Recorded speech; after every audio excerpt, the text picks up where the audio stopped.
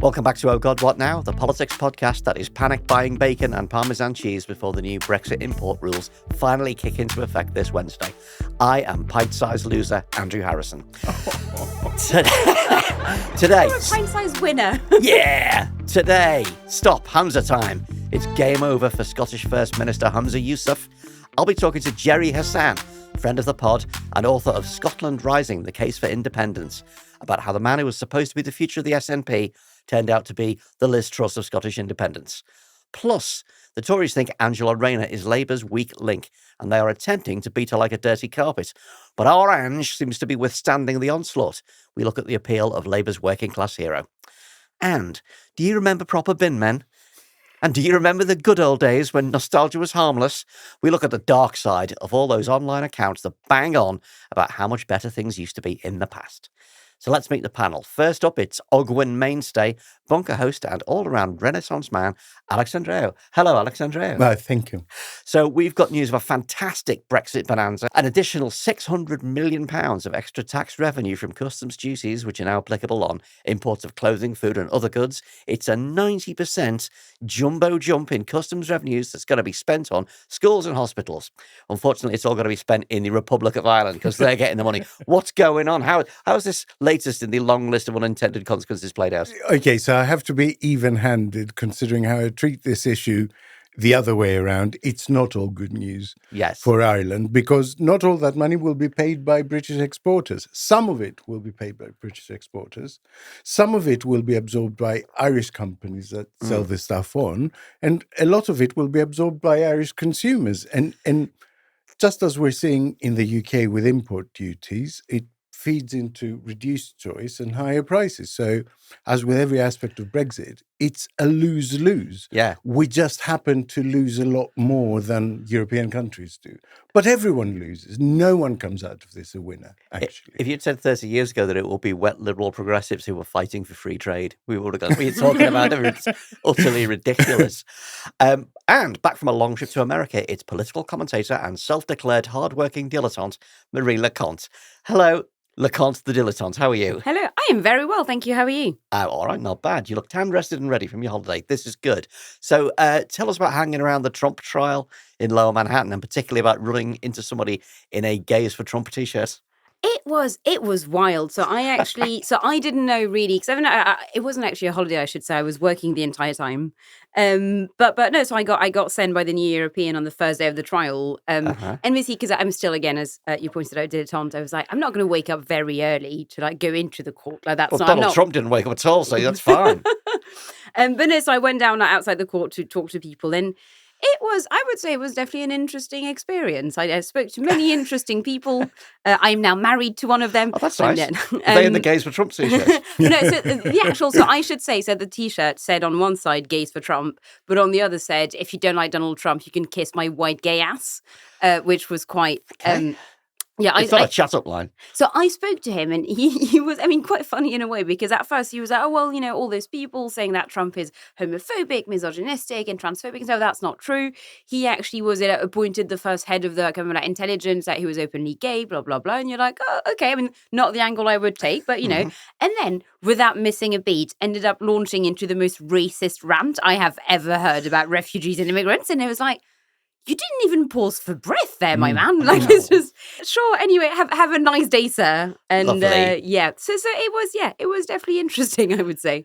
So what were you more annoyed at missing by big outside of the UK? Which Tory MP scandal? Was it A, William Ragg getting catfished into revealing loads of private phone numbers? Or was it B, Mark Menzies ringing up his former campaign manager at 3:15 in the morning, saying he'd been locked in a flat by some bad people and needed £5,000 as a matter of life and death? Oh, it was 100% the William Ragg one because I feel like there was so many angles to it. Like the first one, which I loved, and I say that with so much love for my gay friends, like the difference between straight men and gay men were like every straight man apparently he got honeypotted, or I don't know what the thing was, and they showed the exchanges of either being, at worst a bit flirty, at best being like, this is very suspicious. And then is like gay men is like, yeah, we all send pictures of our dicks. Like it's just like several of them is like, I fully respect that. Like you go all in.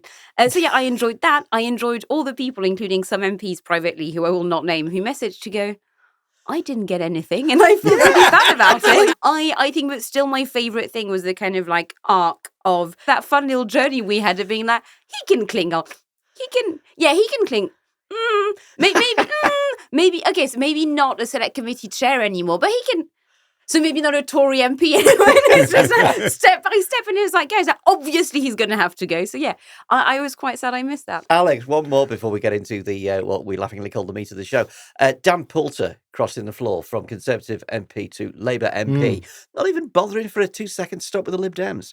Kind of impolite. What does it all mean?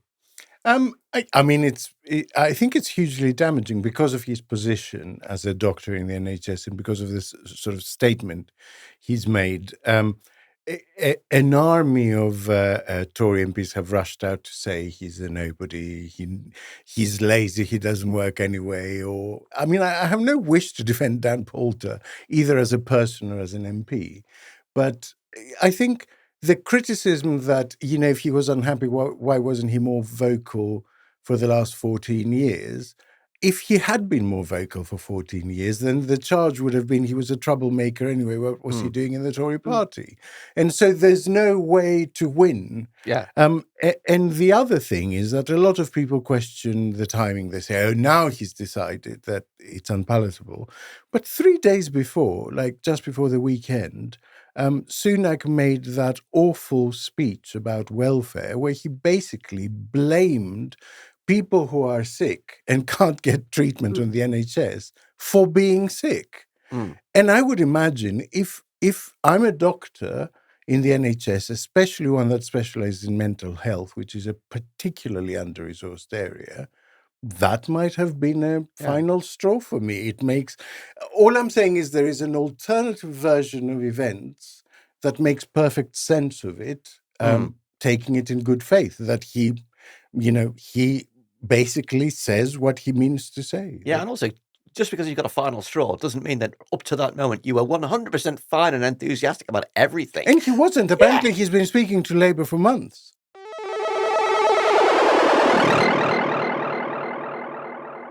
Quick message before we start on the main bit of the show. There are literally 23 tickets left for our live show in Islington on Monday, the 20th of May. Oh, God, what now? It's grim up North London. It's going to be a fantastic night with Dorian, Ros, Alex, and special guest Jan Ravens, who will be giving her Liz Truss and going, I know, because it went down so well on the podcast when we had her on. It was great. It will be on the other side of the local elections too, so God knows what terrors will be released. We might be talking about a Tory leadership campaign or even a general election by then. Who even knows? So go to kingsheadtheatre.com to snap up the last few tickets. Patreon people, your discount code still works and you can get £4 off each ticket. Just check your Patreon page. Hurry, hurry. There are links in the show notes and we will see you there.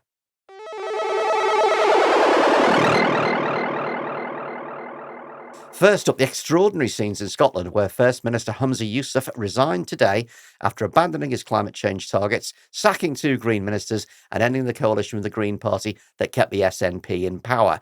Earlier, I spoke to the Scottish writer and commentator Gerry Hassan, who's on the indie side of the argument, to find out what it all means.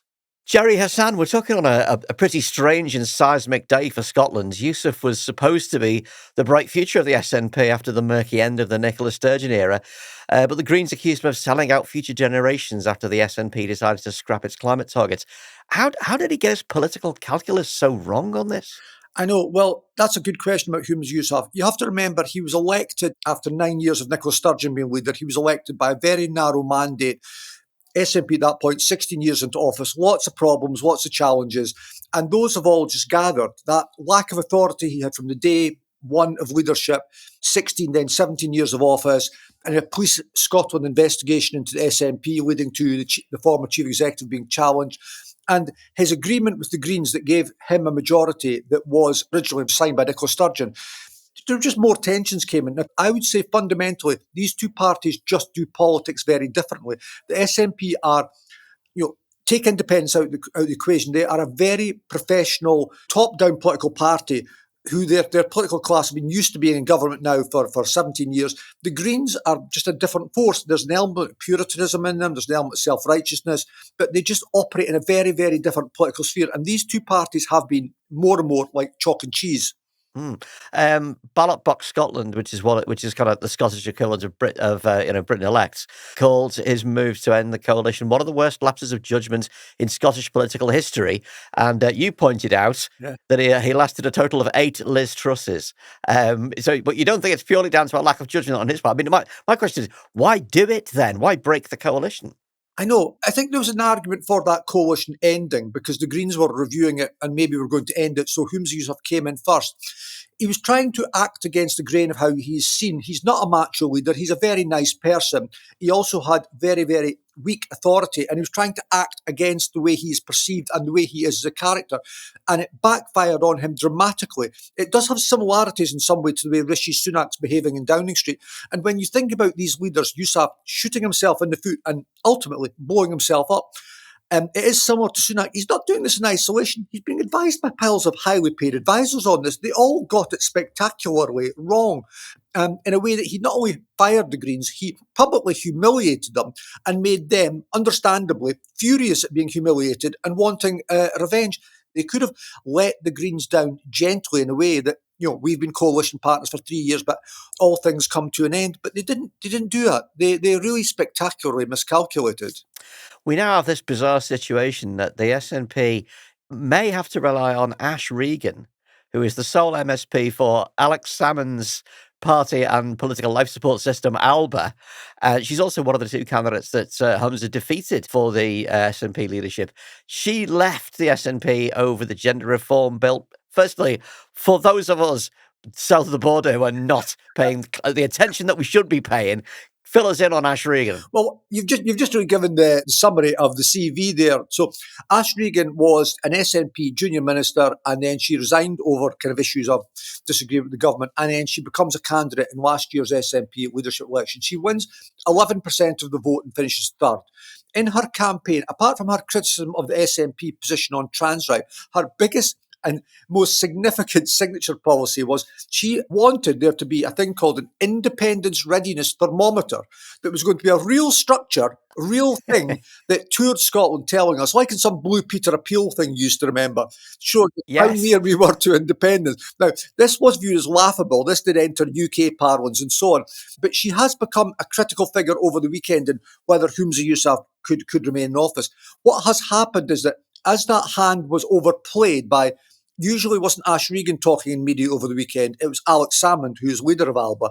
The SNP and Yousaf have decided they don't want to be held in office by ALBA's one MSP. So we now move to a new SNP leadership election, and in that, the candidates will be looking to put forward a way in which they can command a majority in the parliament, which will be potentially with the Greens, really, in a way, not returning maybe to what was going on last week, but an ad hoc agreement on bills and votes after votes, which gets them out of the situation with ALBA. Yeah. The main takeaway for a lot of us is that not only does it show how serious the SNP's kind of slide has been, the collapses of everything that you described, but also that it's shown how Labour's recovery in Scotland is going. I think they're predicted to get 22 Westminster seats up from 1, and the SNP is predicted to get 28 down from 48. Tell us what light this throws on Labour's recovery. I think Labour's recovery in Scotland is real. I think it's genuine. I think it's not going to go away.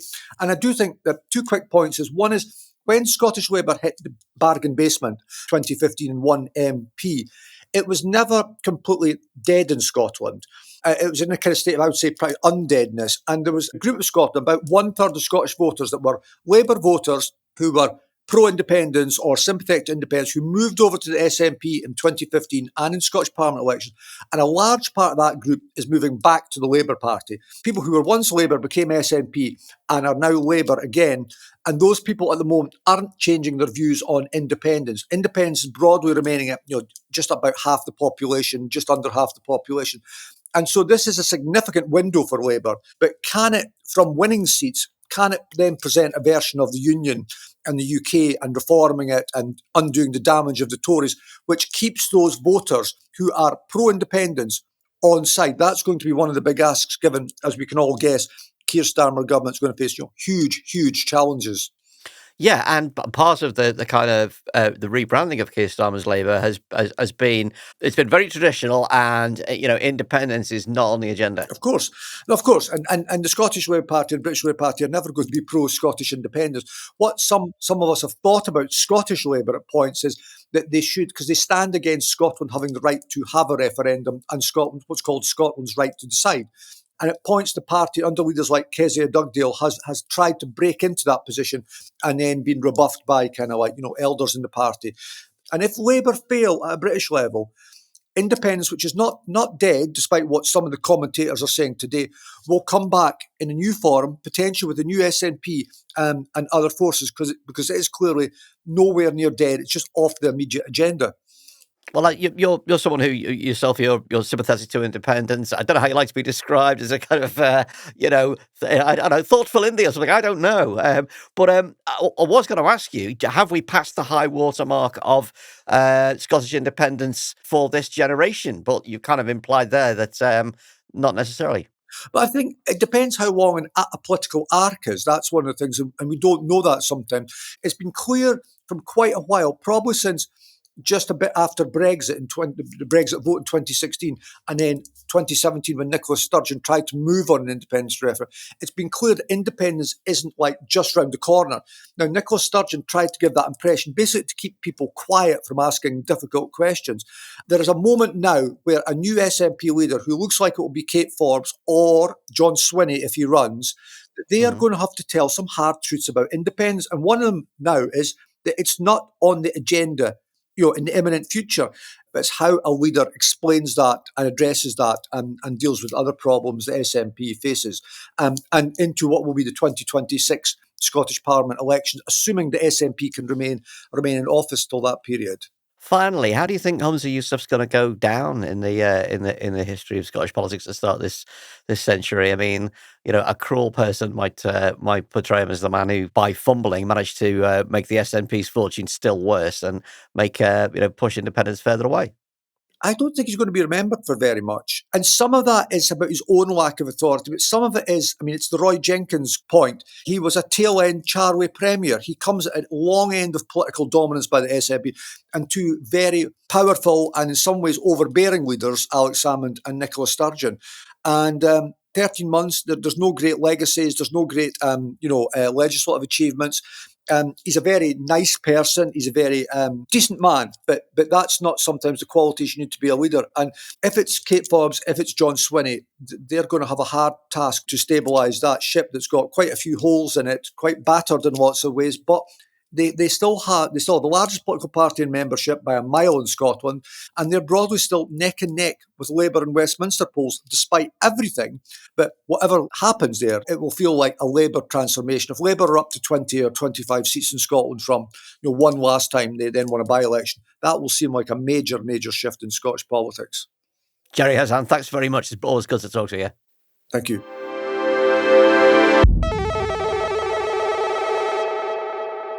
Now, back south of Hadrian's Wall, it's been open season on Angela Rayner, since another of Lord Ashcroft's biographies generated questions in the Tory press about whether she owed tax on a house she sold in 2015 and if she registered to vote at the correct address. Tory Deputy Chair James Daly insisted that Greater Manchester Police investigate Rayner. The Conservative press are rerunning their playbook from back when Starmer was supposed to have had that illegal curry during lockdown. Rayner stirs strong emotions, but it's not just Starmer and the Labour front bench who have defended her. Former Tory MP Nick Bowles described the attack on Rayner in a letter to the Times as one of the most grotesque spectacles of hypocrisy I have witnessed. I suppose her attackers cannot bear the idea that they're about to lose to a woman who pulled herself up by her bootstraps and who is going to wipe the floor with them. Why is Rayner so resilient? What's the core of her appeal, and what sort of an asset will she be to Labour in government? Alex, first up, how do you think she's weathering this house thing? I mean, even the Mail seems to be bored of it now, even though they've kind of got the line the police are investigating that they wanted. She seems to be quite relaxed about it, which I think indicates she's quite sure of her position. The last few parliamentary sessions when she's been on her feet, she's actually brought it up herself. She's proactively defanged it as a way, made it a joke on them. And so I don't think there was ever anything much to it. Yeah. And she certainly seems to think that there isn't anything to it. Yeah. That's all we know right now. Thoughts and prayers for Dan Hodges. She said she'll resign if she's found guilty of a criminal offence, just as Starmer did in the Curry episode. Underpayment of capital gains tax is not a criminal offence. Registering to vote at the wrong address, if you really stretch it, could be. Is it wise to make a kind of hostage to fortune like that? Well, maybe it's not wise, but it's right. Yeah. And again, I suspect an indication of her confidence in this. And something that sort of throws into stark contrast what's going on the other side. When anything like this happens, it's like, hold on with, yes, the last possible claw until you're kicked off. And, it's something that basically that Tories embroiled in scandal don't do. They don't say, if I'm found guilty of this, I'll go. Because they don't. If they're found guilty of stuff, they try to stay. Yeah. Marie, there's a cartoon in the latest Private Eye, which has a kind of grubby, stubbly journo saying, we're investigating a number of allegations against Angela Rayner. And the allegations are listed on the board and it says, Ginger, Gobby, Northern, just don't like her. How much of the kind of the anti-Rayner mob mentality is just antipathy towards, somebody who's working class and she's uppity and we want to slap her down? It does seem to be that way, because I do remember actually the first years, the kind of like the rise of Angela Rayner in the Commons back in the Corbyn years. Actually, like the press loved her, and that included the right wing press, and that included lots of Tory MPs saying, "Oh, she's quite fun," and she played along with it. So she was at the 2017 Spectator Parliamentarian of the Year Awards. She went to, and I still remember the gag because I really liked it, where she said she'd never seen so many knives on a table since the last Stockport police amnesty, and that's a cracking joke. That's a. So again, I think they really liked her back then, and then once she actually got a very fancy job and is now attacking the Tories, they're like, oh, well, no, not that, we didn't mean that. Yes. Like, we liked you as entertainment. But not actually an effective parliamentarian. You have power now. Ugh. Yeah. How much of it is misogyny and how much of it is classism? Why not both? No, I think there's definitely that, and the fact that as well, she is quite gobby, and I think that's also a theory I've kind of long held, which is that for a very long time in British politics, women could rise to the top, but they had to be very serious about it. So they had to be, Margaret Thatcher, Harriet Harman, when you look at all, Margaret Beckett, etc., all those quite senior women, even Barbara Castle earlier than that, were all quite serious women. And you never quite had the Boris-like, or, even just female MPs who clearly had a really good fun time being politicians. I think Emily Thornberry is one of them, and that's why she also gets under the skin of quite a lot of Tories, I think. Angela Rayner as well. She's clearly having a ball. I really enjoy watching her at PMQs. She's having a great time, and I think there's that's probably more gender than it's class-based. But I think a lot of people struggle with female politicians who actively enjoy being in politics. So they should just be the mums of Parliament. Yeah, but I mean, look no further than the story about her crossing and uncrossing her legs to put off Johnson, or that Rob Wink. Oh God, yeah. The two I think go together. Yeah, it was really ugly and a kind of a degree of nastiness I've not really seen in Parliament deployed in that way, and it's definitely collected to the fact that she's like a working class person. The subtext, and you see it as well in the comment boxes beneath. Like a fool, I go in comment boxes and look what's underneath stories, and the recurring theme is, well, she's no better than she should be. She's common, But I think she's also very unapologetic about who she is. So this is going to be actually very snobbish of me.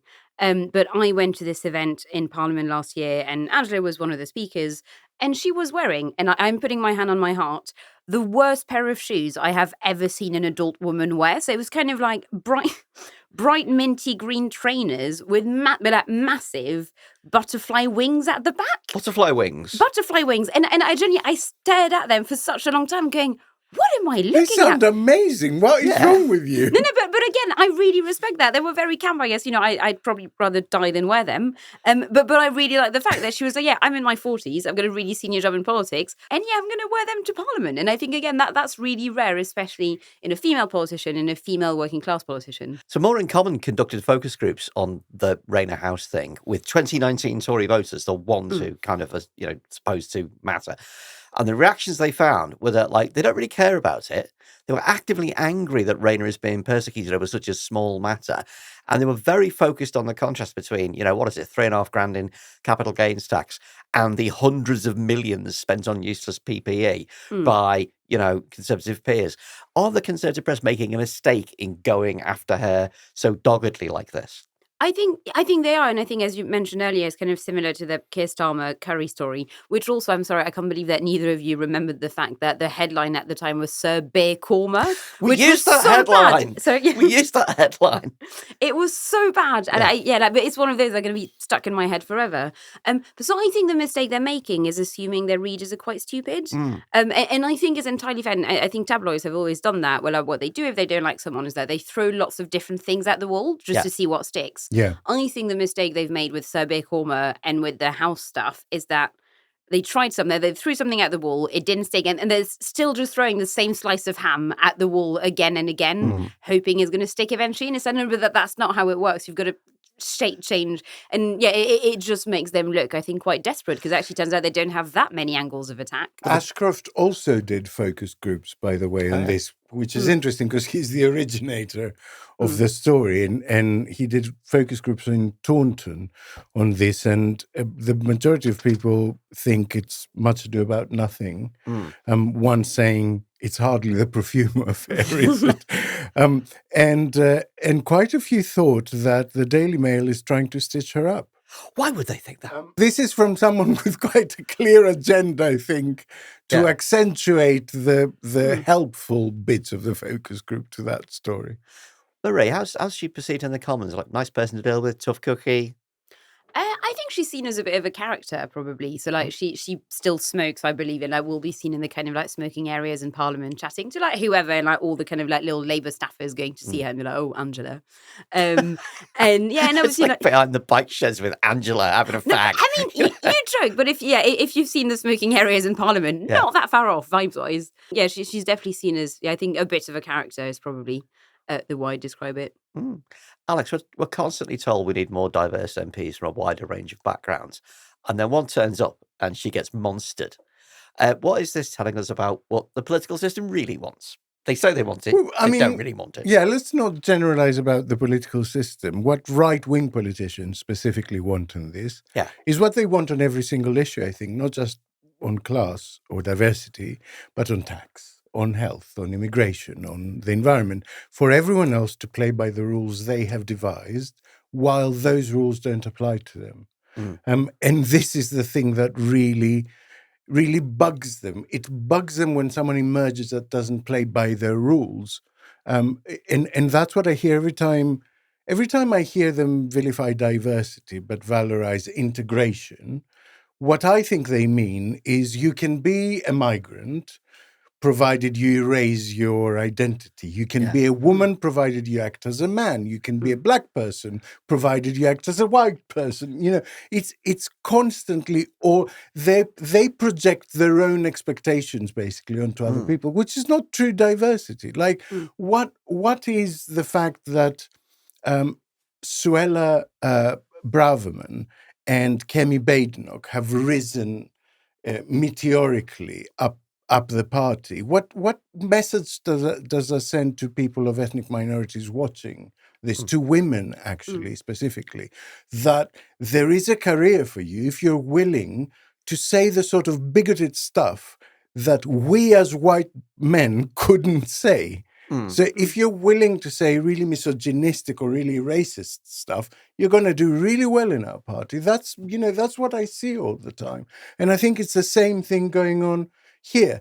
If Angela Rayner was in the Tory party, exactly the same person behaving in exactly the same way, they would fucking love her. Well, hang on. She would be their deputy chairperson along with Lee Anderson. Isn't that Nadine Dorries? Working class background, goes on about being poor, but says all of the right things, and they love her. Yeah. There we go. Basically. What do you think of her stint at Prime Minister's Questions? I mean, she's had a bit of a barnstormer last week, didn't she? Yeah, I mean, deputy PMQs, I think, are always fun, actually, because they're a change of pace and because I guess both the PM and the leader of the opposition are not blessed with personality. And I mean, yeah, they're both a little bit dull. So when you get Angela Rayner up there, you think, yay, an actual person. What did you make of the pint-side loser remark, which I took very personally, actually? I was very unhappy about that. Do you know, I really dislike personal attacks based on appearance. And yet I find myself thinking that about Sunak quite often. I don't verbalize it, but I think it's to do with the fact that he's a small man. There's something He's about got small energy. There's something about him being so slight as a politician. Not as a person. I feel like I'm betraying my nation of, short asses here. If I agree with all this. I do see your point. We call them short kings on the internet now. Also, can I say you wear trousers that are the right length? I mean, no, I'm sorry, but he looks like my cousin that had a sort of growth burst, and his mother was like, "I'm sorry, there's nothing to let out. I will have to buy new ones next week." What was it? Someone had the theory that actually, like, all his trousers slightly too short to make him look taller, which I quite enjoyed. Yeah, it doesn't work like that at all. It really doesn't work like that. So the relationship between Rayner and Starmer was perceived as rather brittle a few years ago. Less so now. Give us, your stalking the corridors of power, Marie. What's the state of play? I will say, I mean, my favourite moment still of the Rayner-Starmer relationship was still the point when there was the reshuffle and Starmer wanted to demote her. And then, and this kind of like, nothing happened for a while, and then White Smoke came out, and like Rayner came out with like 7 new jobs. You're not demoting me. Yeah, it's like, yeah, you not fucked doing that. Like, yes, that is a beautiful, like, yeah, you fucked it. So I will say I'm going to give a slightly meta answer in that I've actually not heard tons recently about the Starmer-Rayner relationship, which is kind of interesting in itself, I think, because if stuff was going on like that would probably be in the waters in Westminster. Like you'd hear about a spat they had, or you'd hear about their advisors not liking each other, etc. But I've not, or it may just be that people don't talk to me anymore. Hope it's not that. But yeah, hoping it's not that. It does seem to have calmed down, and they seem to be, I doubt that they're best friends and they go out for drinks every night. But they're not the at daggers working drawn. relationship seems to be better than it used to be. Labour's election chief Pat McFadden says that Rayner's an enormous asset to Labour and she'll have a big role to play in the general election. To an extent, they have to say that, don't they? But are you looking forward to Ange on the rampage, lamping protesters in the John Prescott style?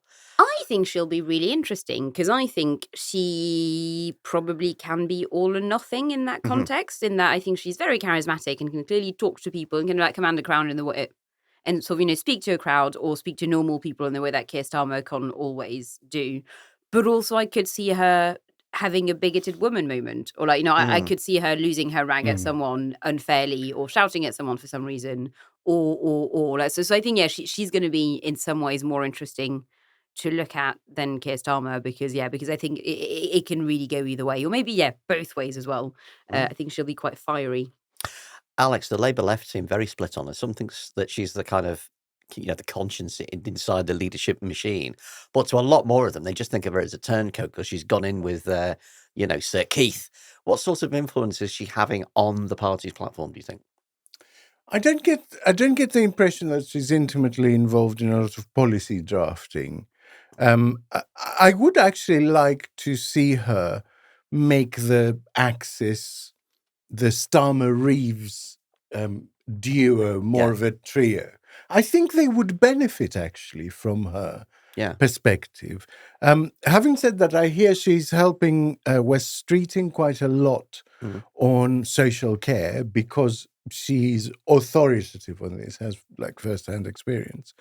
And also she has a very strong influence on the housing policies, and that might be an area that she sort of goes to after the election. That becomes her baby after the election. But I think more than anything, if the Conservative line for the election will be the economy is getting better, we are turning the ship around, I don't think there can be anyone more effective at delivering the response. You're dreaming, mate. You're not in touch with the real world. And so I think she's possibly the most powerful communicator for that particular message.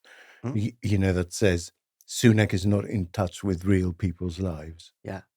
Marie, just finally on this one, do we have any ideas where our ambitions might lie beyond the next Labour government? Because she doesn't seem to give off the vibes of I want to be Prime Minister like Starmer does, or for that matter, Johnson did.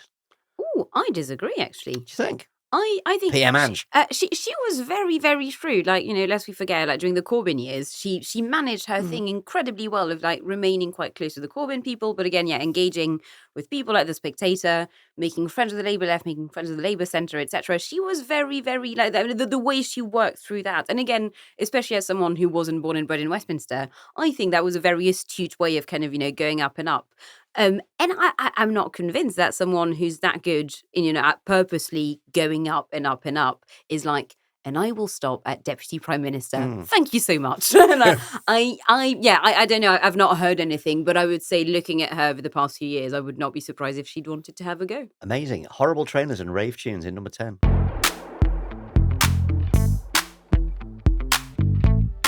Next up, time to choose our hero and villain of the week. Who's making the world a more beautiful place? And who's decided that what their front garden needs is a 12-foot tall brass frog playing the saxophone that everybody on the road can enjoy? Alex and Marie are going to nominate one of each, and I will decide the, in quotes, heavy quotes, winners. Marie, who are your hero and villain for the week? My hero this week is journalist Frances Ryan, who writes for The Guardian and is disabled. So she was reacting to the incredibly vile story, saying that the Tories are considering no longer sending disability benefits in cash, but instead giving disabled people vouchers, which is, let's not get into it. I think we can all agree here. But no, she tweeted, when the Tories get their asses handed to them at the election, I'm spending my PIP on fucking champagne. As you should. And then lots of other disabled people replied being like, yeah, I think I'll do the same. So she's starting a movement. I thought that was actually a really fun way of reacting to what is a really, really bleak news story. Yes, that's good. That's good hero stuff there. And the villain? The villain, I'm not entirely sure how to pronounce her name. I'm going to say I'm going to go with Kristi Noem, the governor of South Dakota, and who's a potential Trump VP pick. And obviously, like any person who might become vice president, she has recently published her memoirs. In which, I mean, and I think there's maybe a big question here about how much politicians should share in their memoirs. A lot of them don't share enough. She arguably shared too much because she tells the story in the book of having this family dog that just wouldn't behave, and that was, quite badly behaved, and I think like we would snipe at the chickens, etc. And so she shot the dog. She just took the dog to like the back of a garden or something and shot it. But then the story also continues where she was kind of while I'm at it, and then was like on the same day she shot the family goat in the face. Well, I showed the family goat somewhere in the body because it smelled disgusting and liked to chase her children round. And now she's really cross because people keep talking about a very old story, and it's like, well, you're a dog killer. Like, once you're a dog killer, it doesn't go, you kill one dog. You're a dog killer. And a goat. Yeah. So that's just, a completely baffling story. And she's been making this defense that, I live on a farm and things happen on farms. Like, but, you have access to a dog trainer. It's not, Or just give the dog away, man. The dog literally went to live on a farm. Yeah. It's just not fair on the dog. Okay, that's horrible villain behaviour. Alex? So I've gone the opposite way in terms of US-UK. This is interesting. So my hero is Stormy Daniels. Just the more I see of her, the more I am struck by how strategic and tenacious and fucking smart she is. And it's not book smarts, it's street smarts, which makes her a sort of perfect herald for the anti-Trump message, because she can't be dismissed as some liberal elite. Do you know what I mean? Yeah. It really stings. She's the sort of person that otherwise they would expect would support Trump. And just her solo campaign to take this asshole down has been magnificent. Yes. Yeah. So she's my hero. Okay. And seeing as the case is in the courts at the moment. My villain is Chris Philp. I mean, partly for the Rwanda stuff, because come on, mate. He now claims he couldn't hear very well, and he was asking a rhetorical question, apparently. Isn't Rwanda and Congo, aren't they different countries? Was a rhetorical question. I don't know. But more than that, because he then went on Laura Kuenssberg on Sunday, yesterday as we record, and asked about the horrible polls. He said that that's normal, that voters are just a bit grumpy with the government at the moment. And as soon as there's a general election, when it becomes a real choice, they'll come back. And I just think, first of all, fuck off. Stop being such a condescending asshole. We're not a toddler in the back of the car that just needs to go to bed now. And second of all, if that's what you think, call the election. That's the real. If you think that's going to completely turn around the polls, call it. Yeah. I mean, you don't have to be paying close attention to politics to know that it's not grumpiness or even dissatisfaction or anger. It's hatred now. A bit grumpy. Absolute hatred of them. People waiting 2 years for an operation, people who can't get a dentist, who are pulling out their own teeth. A bit grumpy, are we? Yeah. Okay, you give me a very difficult one here. There's some good heroism and some good villainy here.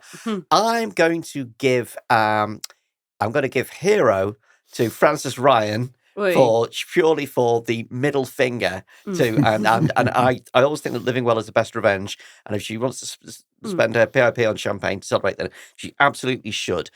Villain Chris Philp versus somebody who killed a dog and killed a goat.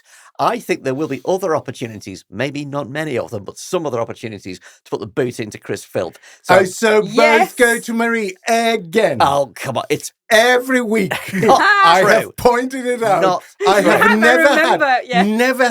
never had a single hero villain of the week from this pint-sized loser. Oh, maybe the villain of the week is me.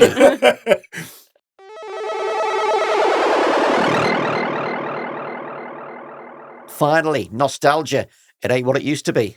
Who doesn't like to unwind on social media by looking at lovely images of their hometown in the 1950s, or pictures of old churches, or images of great old buildings that aren't there anymore? And then you get the comments saying how that was a cleaner, better Britain, or the good old days before the incomers ruined it, or, my favourite, look what they took from us.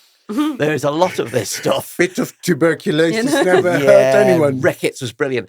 Online nostalgia, aka the Who Remembers Proper bin men pages, are the fastest route from a picture of a lovely old train to a bitter row about immigration. Why is this? Is there always some reactionary undercurrent to nostalgia? Or is a nice old postbox sometimes just a nice old postbox? Marie, social media is awash with this stuff, and unsurprisingly, it's very boomer and Gen X coded because we've got more past to look back on. What do you make of these accounts and their popularity? So I think they started for a very easy reason, which is that the internet, when it got big, quote unquote, so, when kind of like Facebook came onto the scene, etc., what people were trying to do was get popular. And how do you get popular online? By appealing to the lowest common denominator. And actually, and quite often, that's going to be stuff like, hey, remember that sweet that you used to eat 20 years ago? Like, it's not, if you're trying to reach as many people as possible, you really want to find out what is the thing that, will appeal to the most people without being explicitly controversial. And actually, often nostalgia is probably like the shortcut to that. And I'm sure I did the millennial version of that, remember being on MSN Messenger in 2003. Because everyone was like, that gives you that little warm feeling. And then you join the page, or you click on the thing, or you follow the account, and then they get more followers. So I think that's genuinely the only reason why that started. But you're never more than 3 posts away from things have changed and not for the better. The neighbourhood's gone down the nick. Code.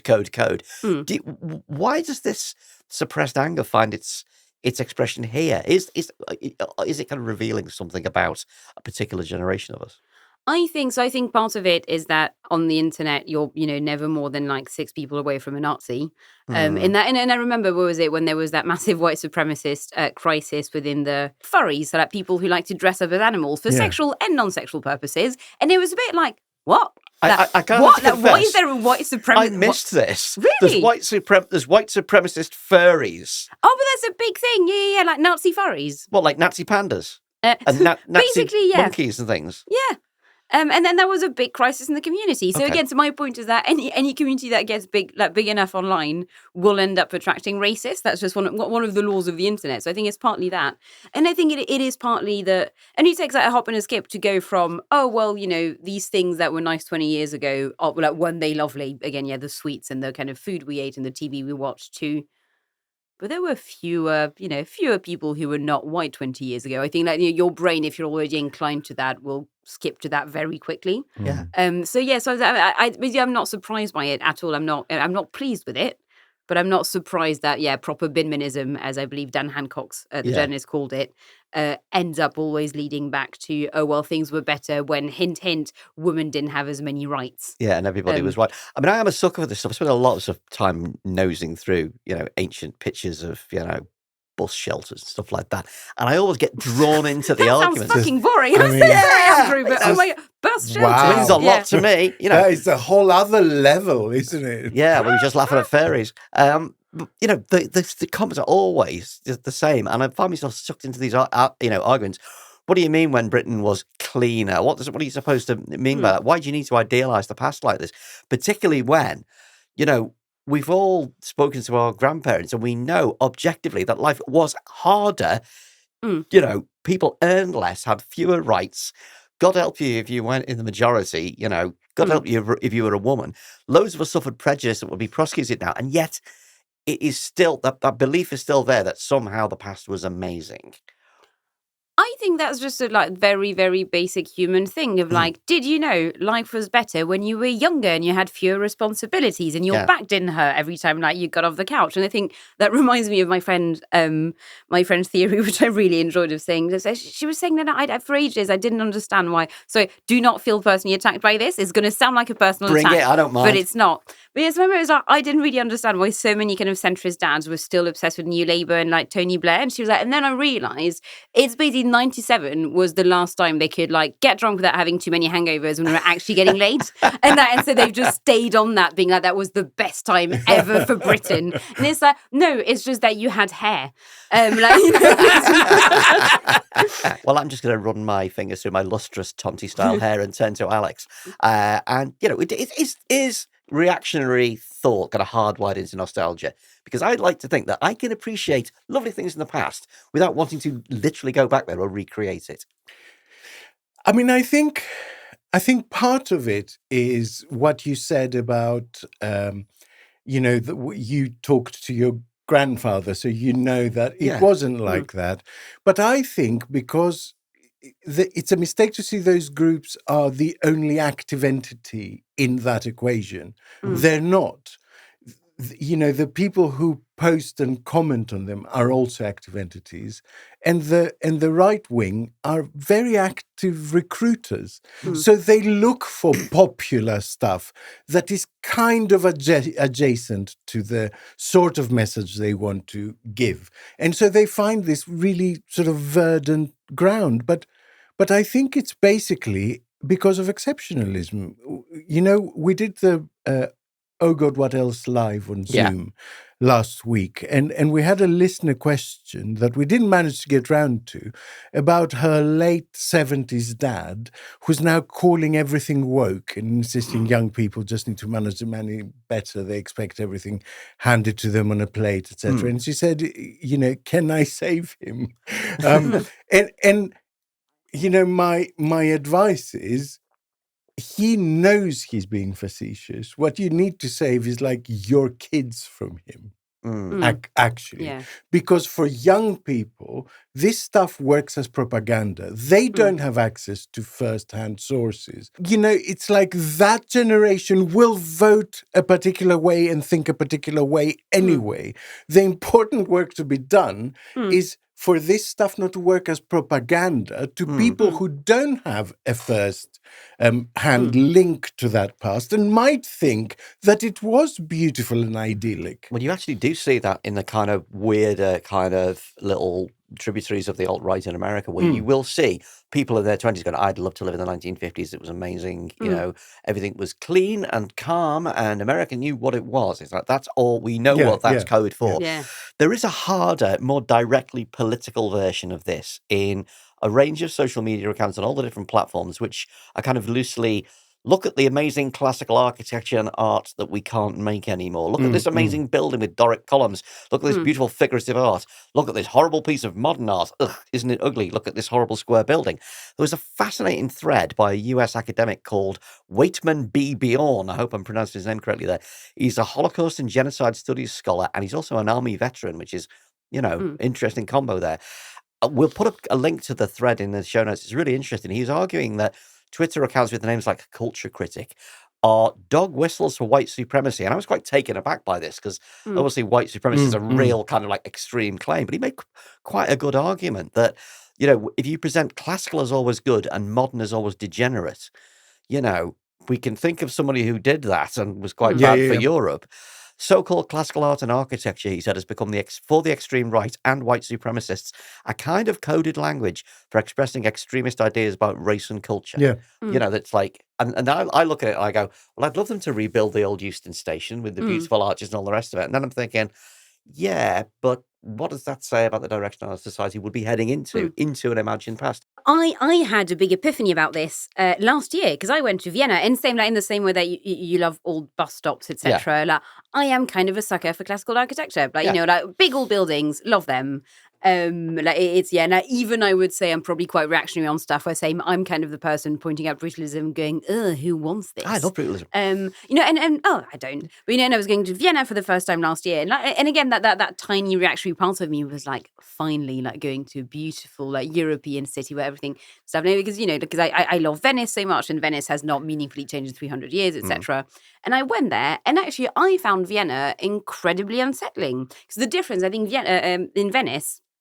Everything is beautiful, etc. But everything is crumbling and old, and you see the passage of time. And I think that's what I love so much about it. So you're surrounded by history, and that's very touching, and that's very poignant. Vienna, they have kept every building. Like, every building looks like it was built yesterday. Like every ancient, classical style building, looks like a fucking like chocolate box thing. And I think unsettling is really the word. Where I was like, I don't like this. City. It is, but it's kind of to me when I was there, I had this really strong feeling where I was like, this feels like denying the passing of time. And actually, and I felt generally really uncomfortable walking around the kind of historic center of Vienna going, I feel like I'm in a weird chocolate box, but again, in one that is quite reactionary and is quite, trying to pretend that we still live in times, when that was built and times when it was not fun to be most people. It sounds like either Poundbury or The Village from The Prisoner. And I didn't, which really, really took me aback when I got there. But Alex, you're from the home of classical everything, where classical things were invented. Greece, columns, sculpture, all that kind of stuff.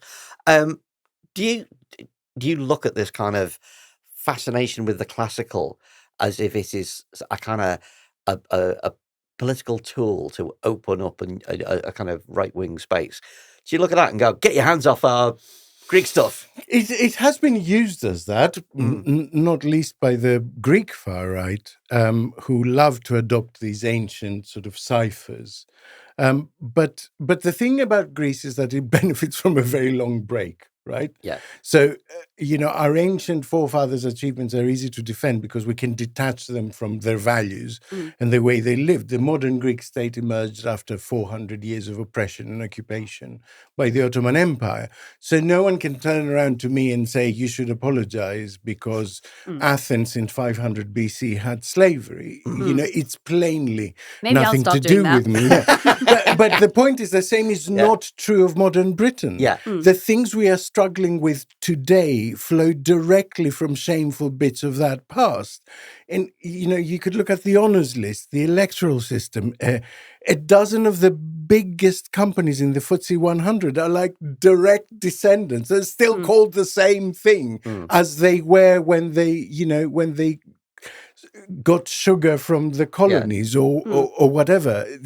The trade deal we're trying to do with India, tax avoidance, dark money, the role of overseas protectorates acting as tax havens, the persecution of the Windrush generation, the scarcity of land, the post office's residual crown powers to prosecute people.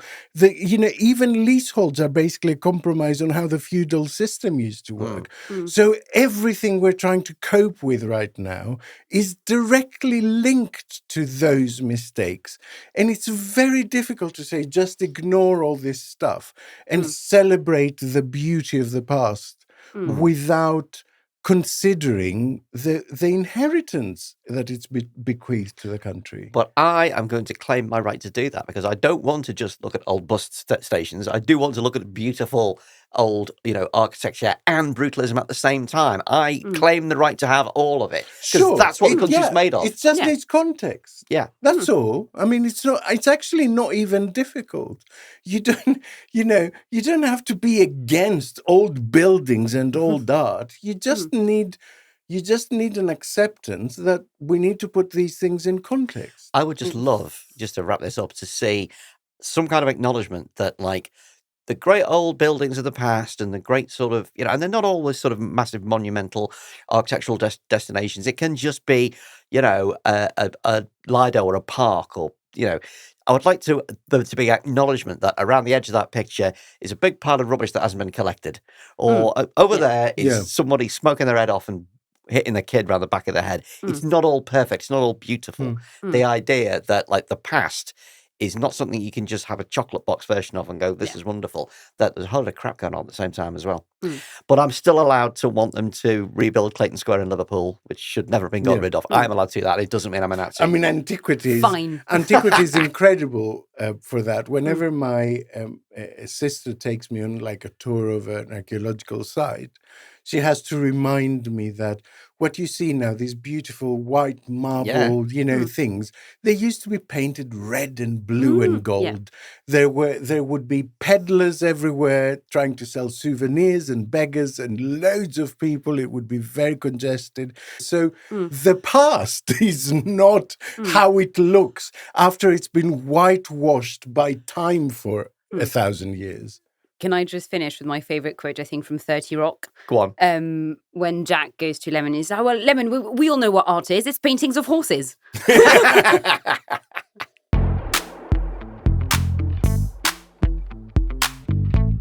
We've reached the end of the show, and that means it's time for escape routes, the books, the films, the whatever that are taking our minds off the tumult of politics. Alex, what have you got? Fallout on Amazon Prime is really a spectacular thing. It is one of the very first TV series since Succession, I think, that I feel genuinely bereft that I will have to wait a year for the next episode. It has that effect. You actively miss it from your life once it's finished. What's it about? So it's based on a game. I've never played the game, so you don't need to have played the game too. But it's basically after the nuclear holocaust, it follows the adventures of a girl that wakes up, no, she doesn't wake up. She emerges from one of the vaults that have kept tiny portions of humanity safe, basically, and goes out and discovers, and this is not a big spoiler because it happens in the first episode, that actually civilization has been happening outside. It's just a bunch of rich people who had paid for vaults before the nuclear holocaust have remained completely compartmentalized in the vault, frozen in time, thinking about proper bin men. So it's a lovely thing and beautifully scripted and beautifully acted, and the music is the sort of 30s to 50s music that it uses. Ironically, is splendid, superb. Excellent. Sounds good. Marie LeConte, what is your escape route? I have two. The first one is I went to watch Challengers yesterday, the movie by the guy who did Call Me By Your Name. And it is tremendous fun. So it's really this love triangle over a dozen years between, like, so 3 tennis players, so like 2 men and a woman. And it's really just a movie about, like, tennis and kissing. But the plot is really torn and like really fun, and everyone's really charismatic. There's really solid 80s club music as a soundtrack. And now, one of those films you go see and it's like, I was thoroughly entertained for 2 hours and 10 minutes, and you come out, you're like, this movie did its job. Like, consider me entertained. Do you have to like tennis? No, I know very little about tennis, and it was still fun. And the book I really loved recently, which I gather which I know is very famous, but in case other people had been putting it off, Why Be Happy When You Can Be Normal by Janet Winterson is remarkable. Like, it's just a memoir of her first kind of 15, 20 years.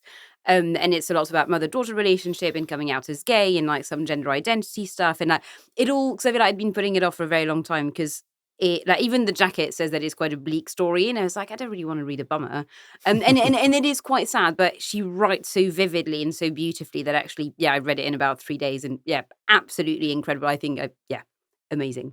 Tremendous. Well, mine is, there's a new Pet Shop Boys album out. It's a great record. It's called Nonetheless. And like the Pet Shop Boys are very consistent when they have an idea, they stick with it. Every track has an orchestra on it. It is basically drum machines, synthesizers, and an orchestra. It is a full spread of everything from there's a song about you've fallen in love with somebody who's on a lengthy prison sentence, which is called Feel, which is very beautiful. It's happened to us. It happens to people, yes. There's a song about being Donald Trump's bodyguard called Bullet for Narcissus, which is quite a banger as well. It's very funny too. And lots of stuff a great mixture of beautiful, heartfelt stuff, very up and energetic dance music.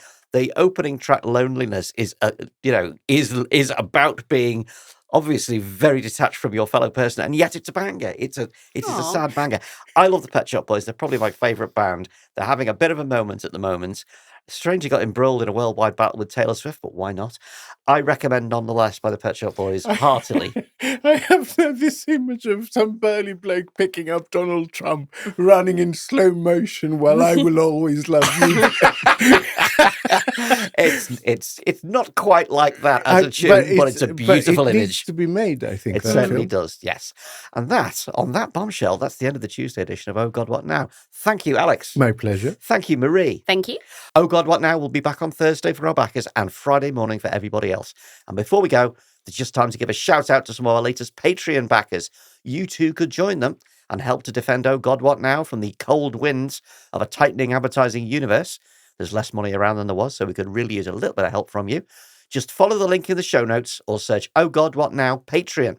And now, some thanks for our latest supporters. Hello, and massive thanks for your support to Daniel Leeburn, Malcolm, Chris Riley, and Saffron Thane. Big shout from me, and thank you for your generosity to Alistair Lang, Sarah Conn, Justin Meadows, and Natalie Griffith. And from me, it's welcome back to lapsed backer Paul Brown, and a big hello to new supporters Matt, Anne, and the longest name we've ever had, the Thinking Cat, former Cthulhu, Pofit, Neo-Normie, and masked fat man, but now a cat. That's their full name. If they are a person, hello to them. And we'll see you next time.